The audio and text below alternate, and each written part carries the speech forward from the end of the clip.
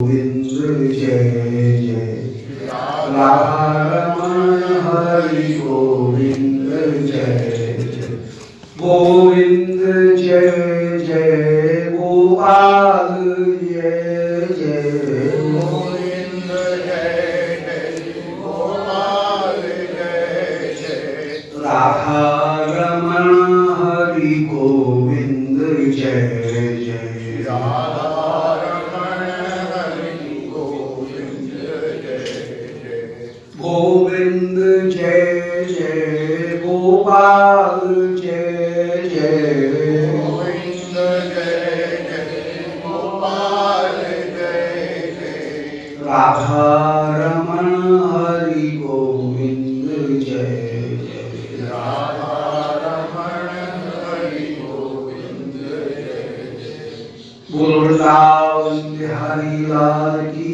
जय। ओम नमो भगवते पुराण पुरुषोत्तमाय। ओम जयति पराशर सूनु सत्यवती हृदय नंदनो व्यासो यस्यास्य कमलगल्तम वाग्मय ममृतं जगत्पेवती विश्वसर्ग विसर्गादि नवलक्षण लक्षितं श्रीकृष्णाख्यं परं धाम जगद्धाम नमामि तत्। हृदयस्य प्रेरणया प्रवर्तितोऽहं वराकुरूपोऽपि तस्य हरेः पदकमलं वन्दे श्रीचैतन्यदेवस्य। पात्रविचारणं न कुरुते न स्वं परं वीक्षते देयादेय विचारणो नहि नवा कालप्रतीक्ष प्रभु सद्यो यश्रुणे क्षणप्रणमना ध्यानादिर्दुर्लभं दत्ते भक्तिरसं स एव भगवान् गौरः परं नो गतिः। निर्यासश्यामलिनां परिणतिरमितः प्रेम लक्ष्मीभराणां साक्षात्कारक कृपाणां अखिल मधुरिमा संपदां संप्रदाय गांभीर्यं विभ्रमाणां उपचितिरमितश्चातुर्यां चिरम्बो भूयात् आभीर्नारी कुचिकलशतटालङ्कृतिः मंगलाय तप्त कांचन गौरांगी राधे वृंदावनेश्वरी विष्णुहां सुते देवी प्रणमामि हरिप्रिये। नारायणं नमस्कृत्य नरं चैव नरोत्तमं देवीं सरस्वतीं व्यासं ततो जयमुदीरये। वाञ्छाकल्पतरुभ्यश्च कृपा सिन्धुभ्येव च पतितानां पावनेभ्यो वैष्णवेभ्यो नमो नमः। हे श्री सनातन प्रभु करुणाम्बुराशे हे रूप दुर्गत जनैक दयावलोको हे भट्टयुग्म सुमते रघुनाथ दासो श्री जीव मे कुरुमंद मते हृदयान्द्रा। तुलसी काननम यत्र यत्र पद्मवनानि च पुराण पठनम यत्र तत्र सन्निहितो हरि। बोलो वृंदावन बिहारी लाल की जय।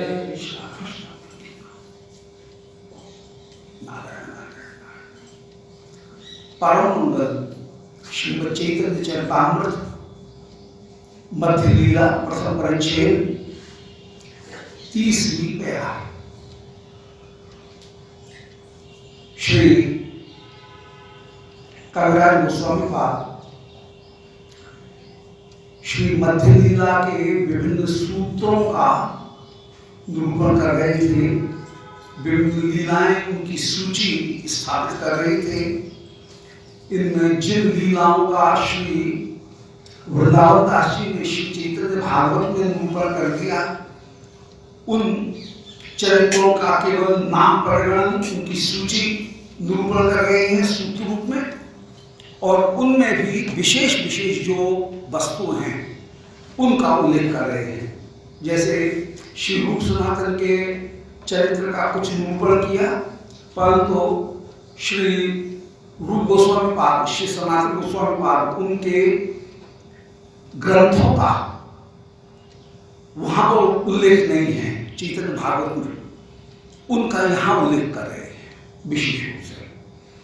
एक तरह से श्री चैतन्य भागवत और श्री चैतन्य चरितामृत ये दोनों पूरक होकर के विराजमान है, एक दूसरे ग्रंथ के परिपूर्ण होकर के विराजमान। दोनों ग्रंथों के पढ़ने पर संपूर्ण श्री चैतन्य चरित्र उसका आस्वादन प्राप्त हो जाएगा। श्रीमन बड़े गोसाई जी श्री सनातन गोस्वामी पाद उनके चरित्र का निरूपण कर रहे हैं कि हरिभक्त विलास आर भागवतामृत दशम टिप्पणी आर दशम चरित्र। यही सब ग्रंथ कई गोस्वामी सनातन रूप गोस्वामी कई जग के कवि गौरव। श्री सनातन गोस्वामी जी के अनेक ग्रंथ, उनमें मुख्य ग्रंथ यहाँ 4 का उल्लेख विशेष रूप से किया। श्री हरिभक्त विलास, श्री भागवतामृत माने बृहद भागवतामृत, सनातन गोस्वामी जी का भी वही ग्रंथ है और रूप गोस्वामी जी का भी है, कहीं भ्रम नहीं हो जाए इसलिए फिर उसको बृहद और लघु इन 2 नामों उनको और जोड़ करके दोनों में भेद किया। श्री दशम टिप्पणी, इस दशम टिप्पणी का ही नाम वैष्णव तोषणी है। मुख्य रूप से सनातन गोस्वामी जी ने लिखी, बाद में उसी का परिवर्तन विस्तार या उसका कुछ संशोधन श्री जीव गोस्वामी जी ने किया। और दशम चरित्र, दशम स्कंद लीला चरित्र,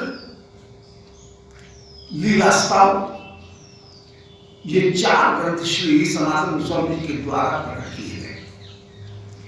इनमें हरिभक्त विलास यह परम श्रेष्ठ ग्रंथ है और जितने भी वैष्णव दीक्षा से लेकर के अन्य जितने भी वैष्णव संस्कार, जो भी आचार व्रतों का निर्णय, उन सब का इसमें निरूपण किया गया। एक तरह से जैसे धर्मशास्त्र में मीमांसा ग्रंथों की अपनी महिमा है, इसी प्रकार गौड़ीय वैष्णवों में सभी वैष्णवों की दृष्टि से, केवल गौड़ी वैष्णव नहीं, सभी वैष्णवों की दृष्टि से श्री हरिभक्त विलास उसकी अपनी महिमा है। और धर्मशास्त्र के जितने भी प्रकरण हैं, वैष्णव आचार के जितने भी प्रकरण, उन सारे प्रकरणों का वहां सम्यक प्रकार से समाधान प्राप्त है।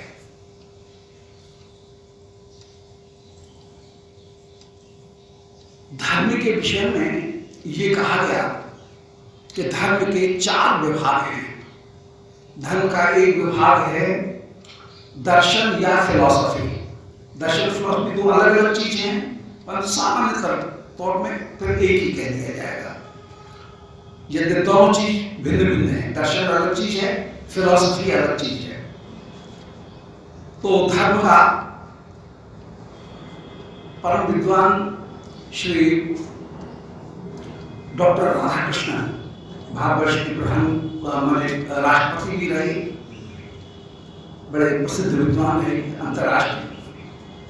उनने इंडियन फिलॉसफी नामक उनका जो एक ग्रंथ है, उसमें उन्होंने विश्व के जितने भी धर्म हैं, उन सभी धर्मों के विषय में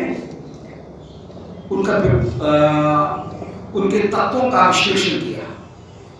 और उसमें वे कहते हैं कि विश्व का कोई भी धर्म हो, उसके 4 विभाग हैं। एक विभाग है जिसको हम दर्शन कहते हैं, सामान्यतः फिलॉसफी कहते हैं, जिसमें जीव, ईश्वर और जगत, इन 3 तत्वों का कहीं न कहीं तात्विक विवेचन होता है। व्यक्ति जब मां के गर्भ में होता है, उसका अस्तित्व होता है, तब सबसे पहले उसको अनुभूति होती है कि मैं, अपनी अनुभूति होती है। पहला तत्व मैं कौन हूं। अमी के लिए हमारा जागे तापत्र है, ये एक दर्शन का पहला प्रश्न है।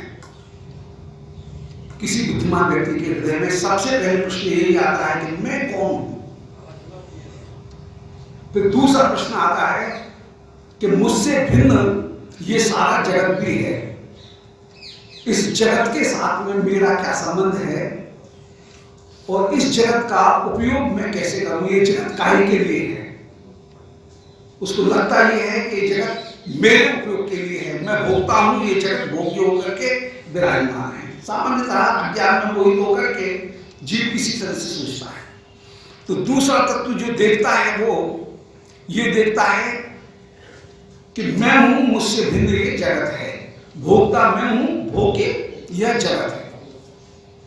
अब जब बड़ा होगा तब उसके मन में एक विचार आएगा, पहले भी हो सकता है, विचार तो आता ही होगा, और वो विचार है कि मुझे और इस जगत को नियंत्रित करने वाला कौन है। ये तीसरा माने तीसरा तत्व है ईश्वर। तो जीव, प्रकृति और ईश्वर, इन तीन तत्वों के विषय में ही जीव सबसे पहले सोचता है और इनके तत्व का विवेचन, इनके परस्पर संबंध का विवेचन और इनके परस्पर क्रमिक उपयोग का विवेचन, इसको ही हम दर्शन कहेंगे। दर्शन और फिलॉसफी में अंतर है। दर्शन का तात्पर्य है किसी वस्तु को, परतत्व को या इन तीनों तत्वों को देखना और देख करके उनमें विराजमान जो आनंद तत्व है उस आनंद तत्व से अपने आप को कृतकृत्य करना, ये दर्शन का तात्पर्य है। जबकि फिलोस का तात्पर्य है ज्ञान और सोफिया का तात्पर्य है प्रेम। फिलॉसफी का अर्थ होता है ज्ञान से प्रेम करना, उसमें दर्शन नहीं है। ज्ञान कहीं सुनू करके भी हो सकता है, वो अपने अनुभव के द्वारा नहीं है। दर्शन साक्षात अनुभव के द्वारा विराजमान है, अनुभव जन्य ज्ञान है दर्शन, उसमें साक्षात देखा गया है। परंतु ज्ञान जो है वो सेकंड हैंड भी हो सकता है, सेकेंडरी भी हो सकता है। इसलिए जो फिलॉसफी है वो एक बड़ी ऊपरी चीज है। दर्शन अनुभूति परक होकर के विराजमान। सबसे पहले कहा गया धर्म का जो विशेष रूप से प्रथम भाग है वो है दर्शन, माने मैं कौन हूं इसका अनुभव। इसके बाद में मुझसे भिन्न जो जगत दिख रहा है ये कौन है, इस जगत का मेरे साथ में क्या संबंध है और हम और इस जगत को नियंत्रित करने वाला कौन है, ये जो विचार करना है उसमें ईश्वर का विचार। इन्हीं तीनों तत्वों को हम कहेंगे ज्ञान कांड या विचार पक्ष। ज्ञान कांड के और अंत में वो ज्ञान कांड कहीं टिकेगा द्वैत का भेद करके अंत में अद्वैत में ही स्थापित करना।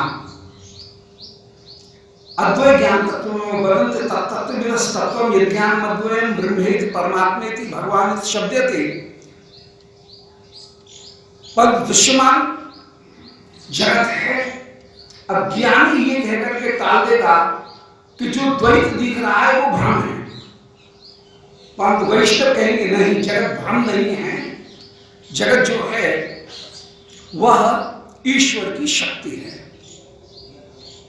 मैं भी ईश्वर से भिन्न नहीं हूं, वो कहेगा मैं ईश्वर की शक्ति हूं। ज्ञानी कहेगा कि ठीक है, एकमात्र एक मेवाद्वितीय ब्रह्म ही एकमात्र तत्व है, ब्रह्म के अलावा कोई दूसरी वस्तु है ही नहीं।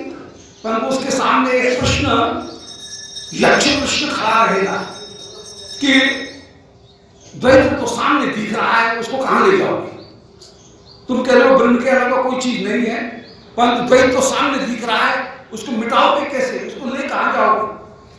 उसके लिए श्री शंकराचार्य भगवत्पाद या एक ज्ञानी उसका समाधान करेगा कि भाई जो द्वैत दिख रहा है वो भ्रम है, वो उसको भ्रम करके छोड़ देगा। परंतु वैष्णव कहेंगे ना, ये भ्रम करके नहीं छोड़, सामने दिख रहा है, उसको कैसे भ्रम कैसे मान लोगे? जगत तो सामने दिख रहा है। भ्रम होता तो किसी में किसी का भी भ्रम हो जाता। भ्रम होता तो पहले कोई समानांतरता, कोई समान वस्तु होनी चाहिए थी, उसमें किसी दूसरी वस्तु का भ्रम होगा। हर एक में हर एक चीज का भ्रम थोड़ी हो जाएगा। फिर भ्रम किसको होगा? बहुत सारे यक्ष प्रश्न खड़े रहेंगे कि भ्रम के कारण ही द्वैत दिख रहा है, तो किसको भ्रम हुआ, किस चीज का भ्रम हुआ, वो चीज किससे मिलती हुई है, ये सारे सारे प्रश्न सामने खड़े रहेंगे। इसलिए भ्रम से काम नहीं चलेगा। इसलिए वैष्णवों ने शास्त्र के आधार पर एक बात निर्धारित की कि जो द्वैत दिख रहा है वह शक्ति के द्वारा किया गया द्वैत दिख रहा है। शक्ति परिणाम के द्वारा वह द्वैत दिख रहा है।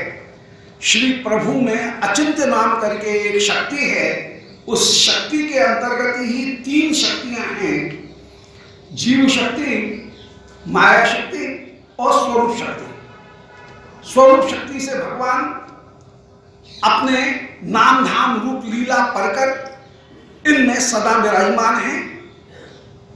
बहिरंगा जो माया शक्ति है उसके परिणाम के द्वारा दृश्यमान जगत की रचना करते हैं, और श्री प्रभु की ही एक चित शक्ति का जो अणुस्वरूप है वह विभू चित शक्ति तो स्वरूप शक्ति है, और जो अणुचित शक्ति है वही जीव होकर के या तटस्था शक्ति होकर के विराजमान। वो तटस्था शक्ति कभी माया के बंधन में भी जा सकती है, कभी मुक्त होकर के भगवत सेवा में भी प्रवृत्त हो सकती है। जैसे तट यदि जल में चला जाए तो जल कहलाएगा, और यदि जल उतर जाए तो वह स्थल कहलाएगा। इसी प्रकार जीव यदि माया के बंधन में, माया समुद्र में है, तो वह अपने आप को देह करके अनुभव करेगा भ्रम में, और यदि माया का जल उतर जाए तो वह अपने आप को तट करके अनुभव करेगा, तटस्था शक्ति के रूप में अपने आप का अनुभव करते हुए विराजमान होगा। इस अतः शक्ति परिणाम के द्वारा भेद दिख रहा है। इस भेद को भ्रम करके नहीं डाला जा सकता है। तो धर्म का एक अंश हुआ, उस अंश को हम कहेंगे, इसी को हम कहेंगे ज्ञान कांड, धर्म के इस प्रथम अंश। धर्म का दूसरा अंश है कि जो परतत्व है जिसका मैं अंश हूं, उस अंश के साथ में अंश का अंशी के साथ में जो संबंध है, उस संबंध को कहीं न कहीं भाव के साथ में जोड़ना पड़ा। विश्व का कोई भी धर्म हो, चाहे इस्लाम हो, चाहे क्रिश्चियनिटी हो, चाहे यहूदी हो, जितने भी धर्म हैं, कहीं न कहीं परतत्व के साथ में जीव का कोई भावात्मक संबंध जोड़ते हैं। हरे मोर पीर में राम की बहुरिया, भारतीय दृष्टि ये रागात्मक संबंध की भी हो सकती है। वहां पर कोई दूसरे संबंध भी हो सकते हैं, पिता माता के, शास्त्र शासन के, कहीं ना कहीं कोई संबंध विराजमान है। इसी को हम कहेंगे उपासना कांड। अब धर्म का एक तीसरा पक्ष है। वो तीसरा पक्ष है कि अपनी पहचान को बनाए रखने के लिए और अधिकार संपत्ति को प्राप्त करने के लिए कुछ न कुछ क्रियाएं की जाएं। धार्मिक कुछ क्रियाएं की जाती हैं, उन रिचुअल्स को ही, उन धार्मिक क्रियाकलापों को ही, माने जन्म के समय नित्य और नैमित्तिक कोई क्रियाएं की जाएं। नित्य, नैमित्तिक और प्रायश्चित, ये कोई न कोई क्रियाएं की जाएंगी। रिपेंटेंस में कोई क्रिया की जाएगी, जन्म के समय कुछ न कुछ क्रिया होंगी, इसी संस्कार होंगे, मृत्यु के समय कुछ संस्कार होंगे, जीवन को कहीं उन्नत करने के लिए भी कुछ संस्कार होंगे। जो क्रियाकलाप हैं, रिचुअल्स हैं, उन रिचुअल्स को, क्रियाकलापों को ही एक तीसरा नाम दिया गया, वो है कर्मकांड। ये कर्मकांड विशेष रूप से 4 भागों में बट करके विराजमान होगा। नित्य क्रियाएं, जो कि सदा ही करनी है, जीव को नित्य करनी है। नैमित्तिक क्रियाएं वे हैं कि विशेष अवसर, विशेष काल, विशेष पात्र, इनमें कोई क्रियाएं की जाए, उनका नाम है नैमित्तिक। ग्रहण आया है तो उसमें स्नान किया जाएगा, दान किया जाएगा। बालक का जन्म हुआ है, नैमित्तिक क्रिया के रूप में कहीं दान इत्यादि किया जाएगा। पिता का श्राद्ध है तो उस समय श्राद्ध इत्यादि क्रियाएं की जाएंगी, ये नैमित्तिक क्रियाएं होंगी। नैमित्त का मतलब है विशेष काल, विशेष पात्र के उपस्थित होने पर, विशेष स्थान के उपस्थित होने पर, देश काल पात्र इनके उपस्थित होने पर जो चेष्टाएं की जाएंगी, उनका नाम कहीं नैमित्तिक है। अब एक तीसरी क्रिया है, वो तीसरी क्रिया है कि हमको शास्त्र ने जो बताया, जो भी धर्म है उस धर्म के अनुसार जो कुछ भी किया गया, बताए गए, उनमें यदि वायोलेशन हुआ है, कहीं उसका खंडन हुआ है, उल्लंघन हुआ है, तो उल्लंघन होने पर कुछ न कुछ प्रायश्चित किए जाएंगे। तो तीसरी जो क्रियाएं हैं वे प्रायश्चित क्रिया होकर के विराजमान हैं। माने कहीं कोई अपराध किया है तो उसका कुछ न कुछ प्रायश्चित किया जाए। प्रायश्चित में कहीं अपराध की स्वीकृति का भाव होना चाहिए। यदि अपराध की स्वीकृति का भाव नहीं है तो प्रायश्चित व्यर्थ है। इसलिए किसी धर्म में कन्फेशन को ही सबसे ज्यादा बढ़ावा करके मान लिया गया। जो अपराध स्वीकृति है उसको ही, अब क्रिश्चियनिटी उसमें अपराध की स्वीकृति उसको ही सबसे बड़ा करके मान लिया गया। कहीं अपराध करने पर कुछ दंड, कुछ व्रत उनका विधान किया गया, कहीं स्नान उनका विधान, दान का ये विधान किया गया। परंतु सब में ये एक भाव है कि जो गलती की गई है उस गलती को स्वीकार किया जाए, उसके लिए कुछ तप किया जाए। तप का तात्पर्य है कि जैसे सोने के ऊपर कुछ मैल आ गया है, उसको तपाने पर वो मैल जल जाएगा, इसी प्रकार किसी न किसी तरह से अपने इंद्रियों को तपाने पर जब मैल दूर हो जाएगा तो उसका नाम तप कहलाएगा, वो प्रायश्चित होगा। और उसके बाद में कहीं मन की भी पवित्रता होनी चाहिए, सामाजिक स्वीकृति भी होनी चाहिए कि हाँ ये व्यक्ति अप्रायश्चित कर चुका है। और चौथा जो शास्त्र की विधि है, वो चौथी विधि है अपवाद विधि। उसको हम अपवाद उसको कहेंगे, जहां पर परिसीमा मात्र जो है वो परिसीमा मात्र निरूपण किया गया। जैसे विवाह करना नित्य विधि नहीं है, परंतु वह एक परिसीम विधि है कि यदि अखंड ब्रह्मचर्य पालन नहीं कर सकते हो तो फिर विवाह करके धर्मानुमोदित काम का सेवन करो। तो ये परिसंख्या विधि या परिसीमित विधि वह भी कहीं विराजमान है। तो ये चार प्रकार की जो विधि है, वो चार प्रकार की विधि ये ही कर्म कांड का मुख्य आधार होकर के विराजमान, रिचुअल्स का मुख्य आधार होकर के विराजमान। तो धर्म का तीसरा जो पक्ष है वो हुआ कर्म कांड, ज्ञान कांड, उपासना कांड, कर्म कांड। अब चौथी जो विधि है वो चौथी विधि है कि हमारा अपना जीवनचर्या कैसी हो, हमारा सदाचार कैसा हो। ये सदाचार वाला अंश एक ऐसा अंश है जो विश्व के सभी धर्मों में लगभग समान होकर के विराजमान है। फिर भी उत्कर्ष जो भारतीय हिंदू धर्म पद्धति है उसमें जैसा उत्कर्ष है सदाचार का, वैसे सदाचार का उत्कर्ष कहीं दूसरी के प्राप्त नहीं है। श्री हरिभक्ति विलास वैष्णवोचित जो जीवन व्यवहार, वैष्णवोचित जो कर्मकांड, वैष्णवोचित जो उपासना पद्धति और वैष्णवोचित जो दार्शनिक, उनकी एक पृष्ठभूमि स्थापित करने वाला है। इसलिए श्री रघुनाथ दास, श्री बड़े गोसाई जी, सनातन गोस्वामी पाद, उनका स्थापन किया गया धर्म हरिभक्ति विलास, वह जीवन की एक समग्र पद्धति को उपस्थित करने वाला बहुत बड़ा योगदान है, मानव जाति के लिए बहुत बड़ा योगदान है।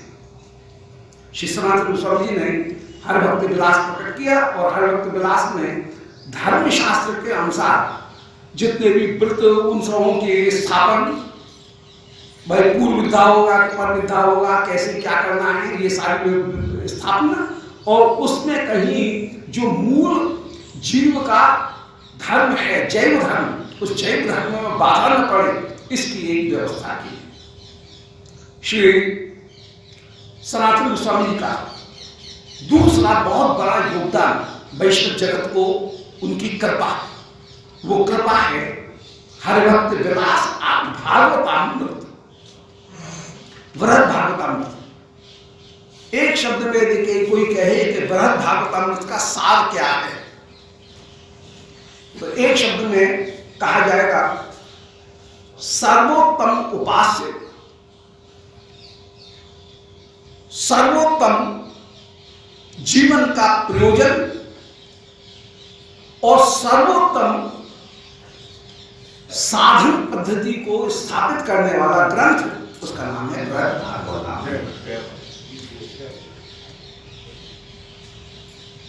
वृहद भागवतामृत की एक शब्द में यदि व्याख्या की जाएगी तो वो की जाएगा सर्वोत्तम विषय, सर्वोत्तम प्रयोजन और सर्वोत्तम अवधेय, इनका स्थापन करने वाला यदि कोई ग्रंथ है तो वो वृहद भागवतामृत है।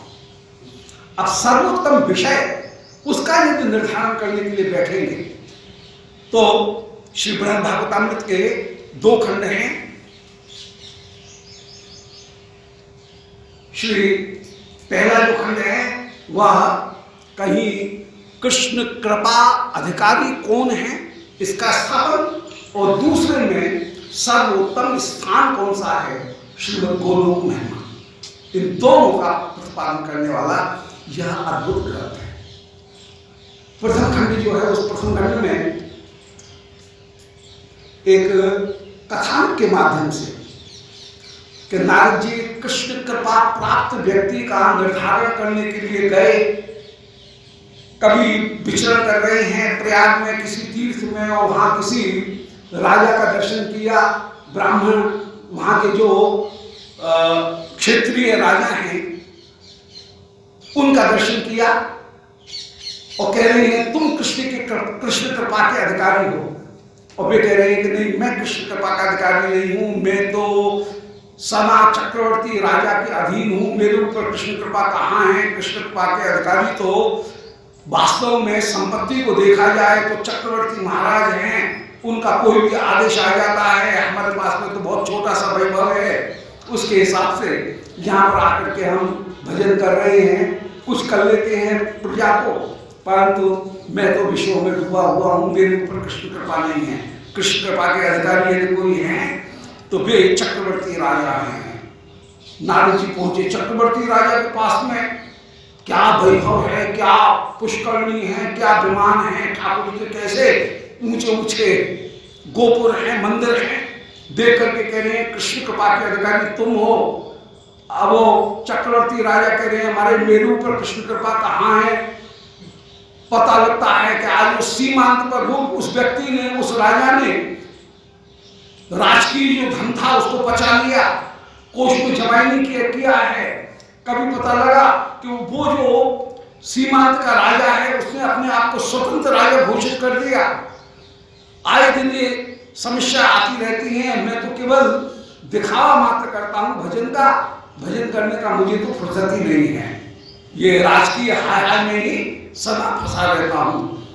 कृष्ण कृपा के अधिकारी हैं, यदि वैभव को देखें तो जैसा इंद्र का वैभव है ऐसा किसी का वैभव होगा नहीं। नारद जी पहुंचे इंद्र के पास में, कह रहे हैं आप श्री कृष्ण आपके छोटे उपेंद्र बन करके विराजमान हुए, जब जब भी तुम्हारे ऊपर आपत्ति आती है भगवान अवतार धारण करते हैं, तुम कृष्ण कृपा के अधिकारी हो। कह रहे हैं बोले भाई हम कृष्ण कृपा के अधिकारी नहीं हैं, हम तो कृष्ण के अपराधियों में हैं।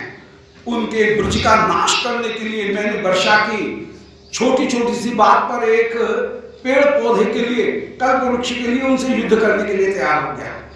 और कृष्ण ने तो मेरी ऐसी नाक रगड़वाई कि हर जगह पराजित हुआ, मुंह की ही खाई। और मैं तो विषयों में परम आसक्त, मेरे ऊपर कृष्ण कृपा बिल्कुल नहीं है। कृष्ण कृपा के अधिकारी हैं तो वे तो ब्रह्मा जी हैं, जिनके आदेश से हम भी केवल एक दिशा के, पूर्व दिशा के अधिकारी होकर के विराजमान है। हमारे ऊपर कृष्ण कृपा कहां है? नारद जी तो पहुंचे, उस समय श्री ब्रह्मा जी की स्तुति कर रहे हैं। बोले आहा, ठाकुर ने आपको समान पद प्रदान किया, ब्रह्मा विष्णु शिव इन तीनों में कोई भेद नहीं करे, ऐसा उपदेश दिया। परमेश्वर वैभव के अधिकारी हो। ब्रह्मा जी कह रहे हैं अजी साहब, हम तो चोर हैं, चोर, बछड़े बालकों को और चुराया, और हमने जिन जिन लोकपालों को नियुक्त किया सब के सब नालायक। इंद्र ने ब्रजवासियों का नाश करना चाहा, अग्नि ने ब्रजवासियों की गायों को जलाना चाहा, दावानल करके कृष्ण ने पान किया, तृणावर्त इत्यादि ने राक्षसों की सहायता की, वायु ने भी, यमधर्मराज उनके गुरु के बालक को ले गए, कृष्ण लेकर के आए, दसों दिक्पालों में सबको दंड दिया गया। अनेक अनेक बार मृत्यु को जीत करके श्री कृष्ण ने गुरुदेव को उनके बालक को प्रदान किया। वरुण देवता के रण से नंद बाबा को लेकर के आए। वे कुबेर जो हैं उनके ऊपर निग्रह करने वाले हैं। कुबेर के दोनों पुत्र नरकुल और मणिग्रीव, उनको श्री कृष्ण ने अनुग्रहित किया। उन्होंने वे कहीं पूर्व जन्म में नारद जी के भी अपमान करने वाले अपराधी होकर के रहे, तो हम तो अपराधी हैं, और शिव तो उनके ऊपर युद्ध करने वाले होकर के विराजमान रहे। और बाणासुर के लिए युद्ध करने के लिए शिव स्वयं आए, उनका भी मान का मर्दन किया, ब्रह्मा को मोहित किया। काली पाताल का जो रहने वाला उसका अनुशासन किया, नागलोक का अनुशासन किया। कौन सा ऐसा लोकपाल है जिसका कृष्ण ने नियंत्रण नहीं किया हो? पूर्व में इंद्र, फिर अग्नि, फिर यम, फिर मृत्यु, फिर इसके बाद में वायु, फिर इसके बाद में वरुण, फिर इसके बाद में कहीं श्री कुबेर, फिर इसके बाद में शिव, फिर ब्रह्मा और पाताल, दसों लोकपालों का नियंत्रण श्री कृष्ण लीला में हुआ। तो मेरे द्वारा नियुक्त जितने भी लोकपाल सब के सब नालायक, मैं कौन सा भला भला आदमी हूं? ब्रह्मा कह रहे हैं मैंने स्वयं ने भी बछड़ा